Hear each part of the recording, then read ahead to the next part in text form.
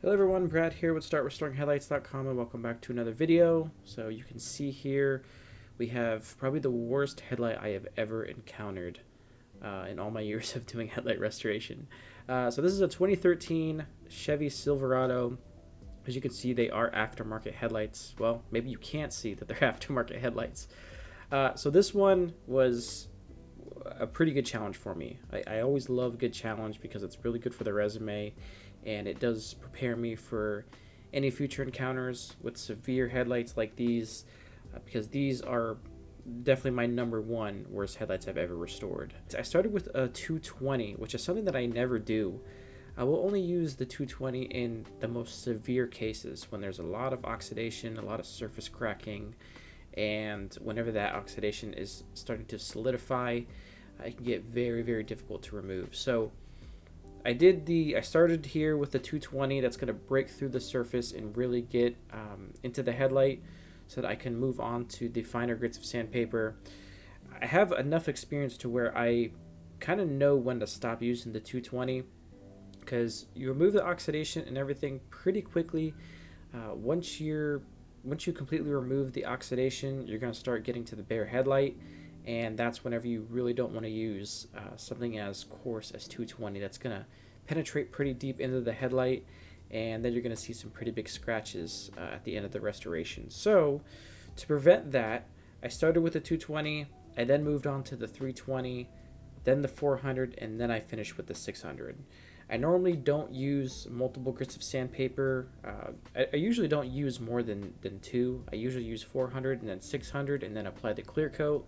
But obviously headlights like these, it's going to call for a whole lot more sanding and much more coarse sandpaper. So as I said, it was a pretty good challenge for me, and I got it done in roughly about 45 minutes, both headlights. This one was much worse than the driver's side. And customer actually called me out to do one headlight, and I explained to him, I wasn't trying to upsell him or anything like that. I was just explaining to him, say, hey, I understand one headlight looks really bad and the other one's pretty good.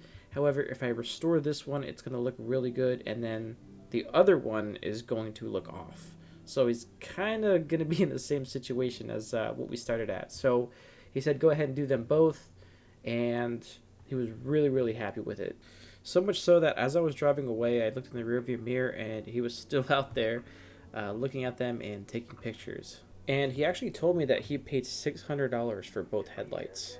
So he was contemplating replacing them. I would imagine he probably would have went with aftermarket headlights again, because I'm sure OEM were probably pretty expensive as well. So I was happy to help him save some money, but more so, he explained to me that he works pretty early. He leaves around 5 o'clock in the morning, so it's still pretty dark, and he said it was getting pretty difficult to see at night. So not only was I happy that I saved him money, but I was very happy to hear that I was kind of restoring the visibility at night, because having really bad hazy oxidized headlights, it can block up to 75% of the light coming out. So at this point, with how bad his were, they were probably just glowing.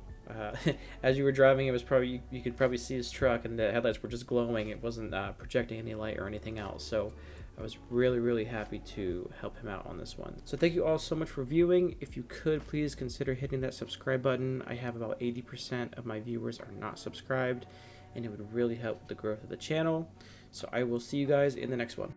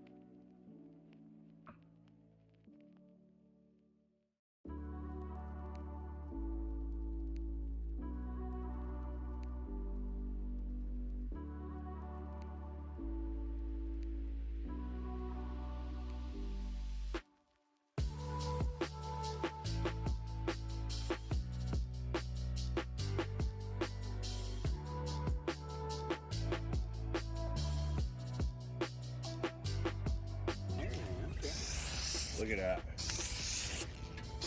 Holy. What did you do to it prior? Nothing? Yeah, I had to sand it. Oh, okay. I had to sand everything Holy off. Look at that. And that's still wet, so you gotta let it dry. Holy Those little things will go away. Hey everyone, just wanted to make a quick note. The lines that you're seeing right here are actually the solvents in the clear coat beginning to evaporate. So if you are using the kits, don't freak out if you do see this. Just give it a little bit of time and they will evaporate, as you can see here. Ways to prevent this or kind of reduce the amount of lines in the headlight after spraying is making sure that your can is at room temperature.